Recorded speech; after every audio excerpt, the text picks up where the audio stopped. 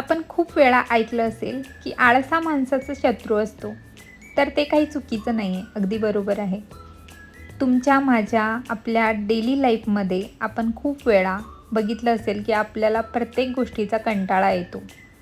तर आळस कसा घालवायचा, आळसावर मात कशी करायची, हेच आज आजच्या व्हिडिओमध्ये आपण बघणार आहोत. तर खूप वेळा आपल्याला प्रत्येक गोष्टीचा आळस येत असतो. त्याच्यासाठी काही टिप्स मी तुम्हाला आज सांगणार आहे. नक्की शेवटपर्यंत व्हिडिओ बघा, म्हणजे तुम्हाला कळेल. त्याच्यातली सगळ्यात पहिली गोष्ट आहे की आपण वेळेवर झोपलं पाहिजे. आपली जर व्यवस्थित झोप झाली असेल तर आपल्याला आळस येत नाही. नकळत आपण रात्री झोपण्याच्या अगोदर मोबाईल स्क्रीन टाईम खूप घालवत असतो. तर त्याच्या 1-1.5 तास आपला कुठे जातो ते कळत नाही. कुठं आपण 9:30-10ला झोपणारो तर 12-12:30 होतात, कधीकधी 1 वाजतो आणि मग आपली झोप होत नाही. पुरेशी झोप न झाल्यामुळे आपली चिडचिड होते. मग पुढचा दिवस आपला आळशीपणात जातो. आपल्याला कोणतंच काम वेळेवर होत नाही. उशिरा झोपल्यामुळे आपण उशिरा उठतो. मग सकाळपासून आपलं जर आळशीपणानंच सुरुवात होणार असेल तर आपलं कोणताही काम व्यवस्थित होत नाही. प्रत्येक कामामध्ये आपले अडथळे येतात. मग आपल्याला कसं होतं की बोर वाटतं, की आपल्याला जेवण बनवायला नको वाटतं. आपल्याला आपला मूड खराब असतो. त्याच्यामुळं आपलं कोणताही काम व्यवस्थित होत नाही. तर पहिली गोष्ट, आपण वेळेवर झोपलो पाहिजे, वेळेवर उठलो पाहिजे. तुमचा संध्याकाळचं जेवण हा 6-7 आणि शेवटी म्हणजे 8च्या आत झालं पाहिजे. तर जेवण आणि आपल्या झोपण्याचं अंतर कमीत कमी 1-1.5 तास त्याच्यात अंतर राहिलं पाहिजे. त्याच्यामुळं आपली झोप व्यवस्थित होते. आपली पचनक्रिया व्यवस्थित असली, आपला पोट जर खराब असेल तर आपला पूर्ण जेवणाचं शेड्यूल किंवा प्रत्येक गोष्टीचा शेड्यूल आपला बिघडून जातो. आपले जर शरीरातला एक भागही आपला काहीतरी दुखत असेल किंवा बोर आपल्याला वाटत असेल तर आपला पूर्ण शरीर हा आखडल्यासारखं वाटतो. त्याच्यामुळं व्यवस्थित वेळेवर सगळ्या गोष्टी झाल्या तर टाईमही वाचतो आणि कामही व्यवस्थित होतात. प्रत्येक कामाचं नियोजन आपण आखून ठेवलं पाहिजे. आपला एक गोल असला पाहिजे. आपण गृहिणी आहोत म्हणून आपण असंच न राहता आपल्याला आयुष्यातही काहीतरी गोल असतात की मला हे करायचं आहे. आपण घरी बसून खूप सारे ऑनलाईन क्लासेस किंवा ऑनलाईन क्लास आपण घेऊ शकतात. तुम्हाला ट्युशन चांगलं येत असेल तर लहान मुलांचं ट्युशन घेऊ शकतात.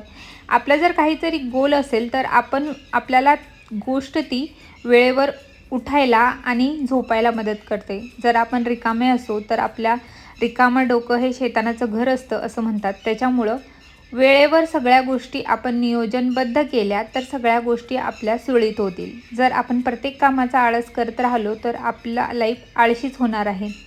आपण खूप वेळा एखादी रेसिपी बघतो यूट्यूबला किंवा ऑनलाईन, आपल्याला वाटतं की लगेच आपण करूया, पण मग परत एक आळशीपणा येतो की नको आता, त्या लागणारं साहित्य नाही, हे नाही, असे कारणं आपण देऊ लागतो. त्याच्यामुळे आपल्या बहुतेक गोष्टी होत नाही.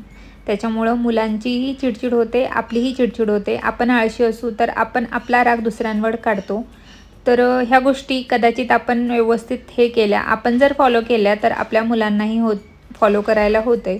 आपलं टेबल असतो त्याचप्रमाणे मुलांचाही आपण टाईम टेबल व्यवस्थित सेट केला पाहिजे की ते कोणत्या दिवशी काय त्यांनी करावं किंवा कोणत्या गोष्टींचा, कोणत्या विषयाचा अभ्यास त्यांनी केला पाहिजे, हेही आपण नियमबद्ध पाळलं तर त्यांचीही लाईफ सुरळीत होते. आपण जर नियमाचा पालन केला, वेळ कोणासाठी थांबत नाही, टाईम इज मनी, वेळ म्हणजे पैसा असतो.